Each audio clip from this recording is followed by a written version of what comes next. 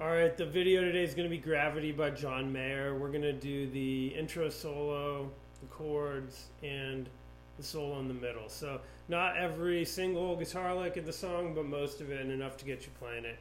So first I'll play the intro solo, and then we will go through and look at it note by note, and then move on to the next part. So it starts with just a couple measures up front of each chord.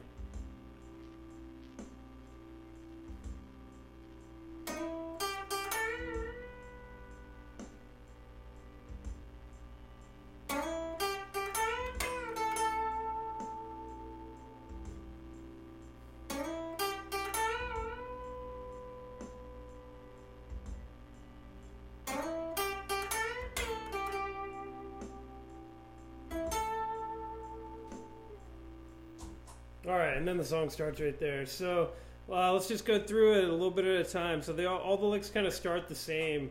We're going to first of all slide into the 9th fret on the 3rd string, and ideally with your middle finger. You know, you can play these notes elsewhere, but I'm just going to show you where I was playing them.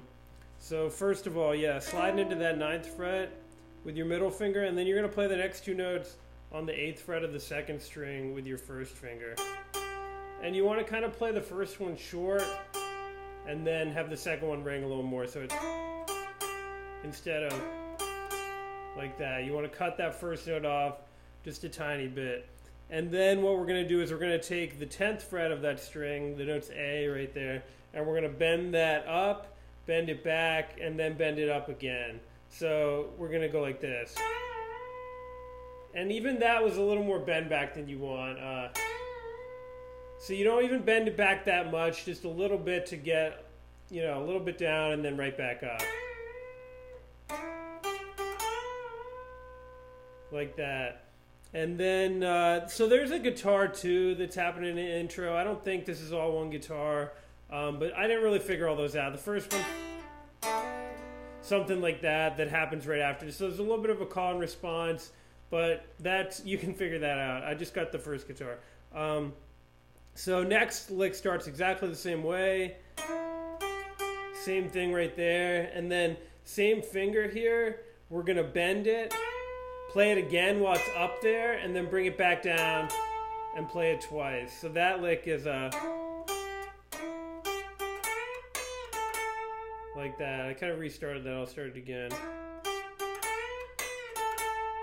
So that's a little tricky. What you don't want to do is hear the bend back down.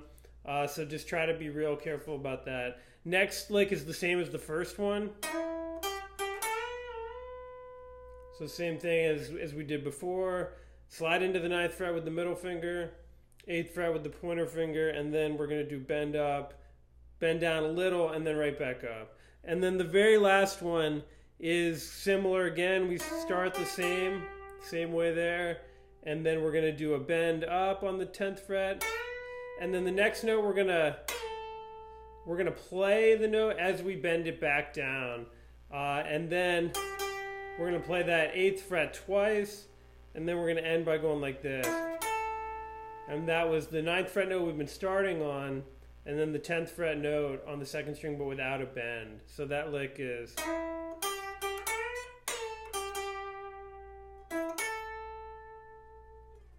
So that's your whole intro solo right there.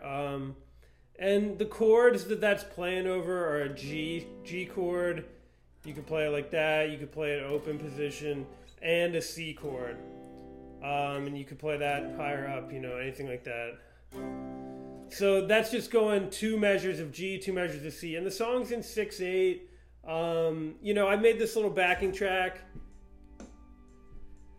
Sounds kind of like it, but the idea is that, you know, the hi-hat is doing the 8th note beat, coming around 1, 2, 3, 4, 5, 6, 1, 2, 3, 4, 5, 6, like that. So if you were gonna play this without any support, like without a band or anything like that, you would want to probably strum that hi-hat groove, like 1, 2, 3, 4, 5, 6, 1, 2, 3.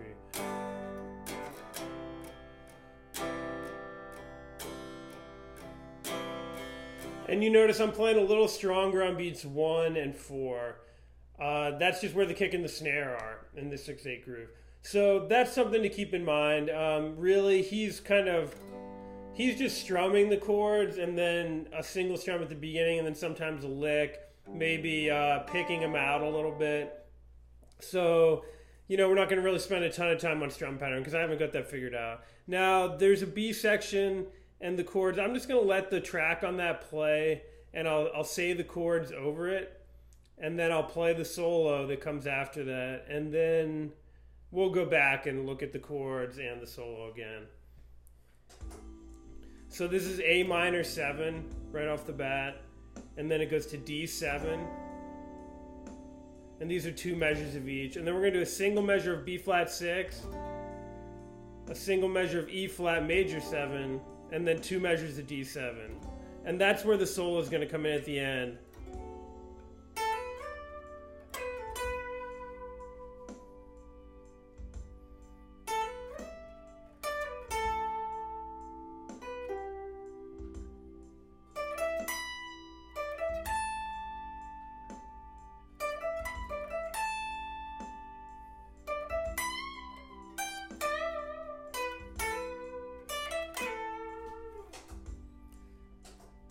And then it actually, at the end of the solo, I didn't have my track doing that, but it goes back to the B section right there, the A minor 7 chord again. So let's talk about those chords, and then we'll go back and do the whole solo lick by lick. So the chords, the first one's A minor 7, and I'm playing this using, you might have seen this as a voicing before. I kind of hate this voicing though. It just doesn't sound good. So what we're going to do is put our middle finger on the low E string on the 5th fret, and then we're going to skip the 5th string, the A string, and then lie the ring finger across the next 3 and kind of barring with those 3, and then you're also going to mute the high E. So you're muting the A string and the high E string. And you can play the same voicing like that, thumb and pointer finger, and sometimes that works nice if you're going to do a lick right after it, but this is a good grab, especially if you're going to go to this D7 chord afterward. And minor 7 to 7 happens a lot, so keep an eye out for that. So the D7 chord is basically what would be your open C7 chord, but we're going to move it up the neck, and we're not going to play low E or high E. Those are both muted. I'm muting the low E with my thumb. You can just not strum it too, and then, you know, you don't have to worry about muting it. The high E, you're probably going to have to mute. If you didn't strum it, you know, you'd have to be really controlled with your pick. So the way I get it is just by kind of keeping my hand close on the neck, and then it's easy to not play that note.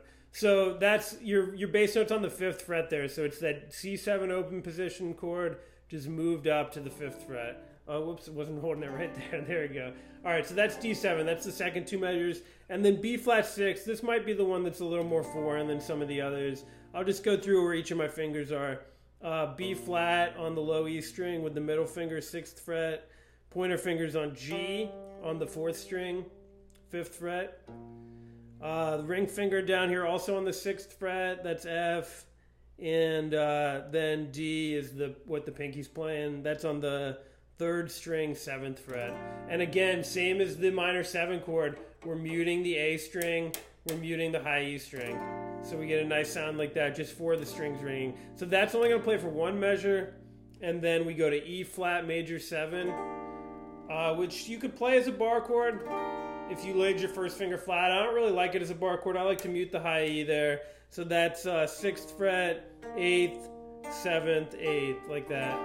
And then the last chord was D7, and I played it here, same place as the first time, and then also up here. And this is another one you can play a couple different ways. So I'm wrapping the thumb around and playing the low D.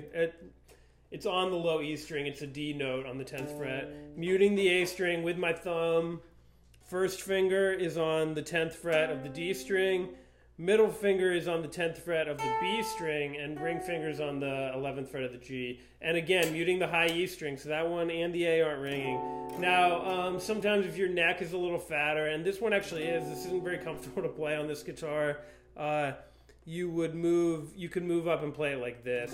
So all the same notes, except instead of my thumb, I'm using my first finger, basically using a different finger on every note and bringing the pinky in. So that's all your chords for the B section verse. It's kind of confusing with this song. I guess the chorus is the part that happens first. So let's talk about the solo. And the solo is happening, it kind of starts over that D7, the last few beats of that D7, and then it's happening really over the G to C thing. And then at the end of the solo is where it kicks into that A minor 7. That's what I didn't do with my backing track. I've got a couple sections just as foot pedals, and I wasn't really paying attention right there. And then, there's no notes over that, so it doesn't really matter for the solo. So let's look at each lick here. So the first thing we're going to do is we're going to start out on the 10th fret of the second string, on an A, really. And we're going to hammer from A to B, and then we're going to slide, all with one pick, hammer from 10 to 12, and then slide up to 15. So that's A to B to D. And this is all G major pentatonic. I think every note in this solo is G major pentatonic, if I'm not mistaken. And then we're going to come back here, and that's real subtle, that slide back from 15 to 12, but I do hear that in there. So you don't want it to be too pronounced. You could be fine with just going, going. But since you have to move back there anyway, you might as well try for it. Like that, because it really sounds like he's doing that.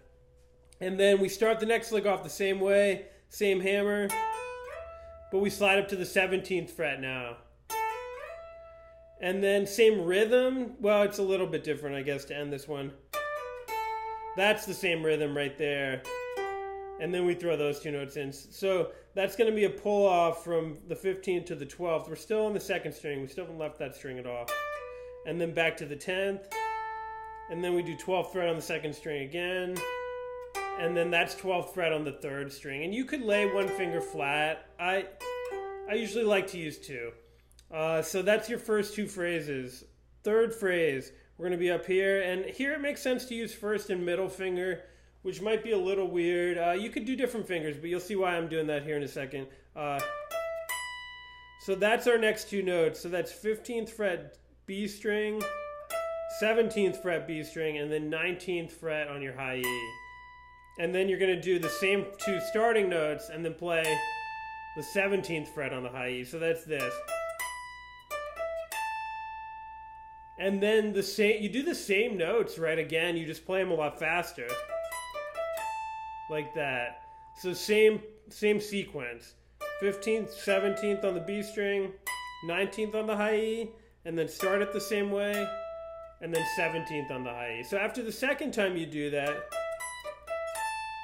you start again with those same two notes, and then you go to that 19th fret note again, and this time you're going to go. And that's taking that 19th fret note, bending it up, back down, back up, back down. And now I don't have a ton of sustain, so it doesn't last through me talking about it, but... And then you want to catch that 15th fret on the high E on the kind of back half of that. Like that. And then you're going to do the same rhythm right here. So that's 15th fret of the B string, same bending idea, 12th fret of the B string. And then this whole thing ends by doing a quick hammer from 10 to 12 on the second string, and then a slower hammer from same frets but on the high E string. And then you're going to take the 12th fret of the B string and slide it down to the 10th fret with a real quick slide, just kind of like we did in that second or first lick. I mean, we're going to do kind of the same thing here. So it's going to be like that. Quick hammer, slow hammer, and then quick slide. So that's your whole solo right there, and you also have your chord progression. Again, I didn't do every little fill he does, but this is enough to get you playing the song and, some signature licks in there. Enjoy.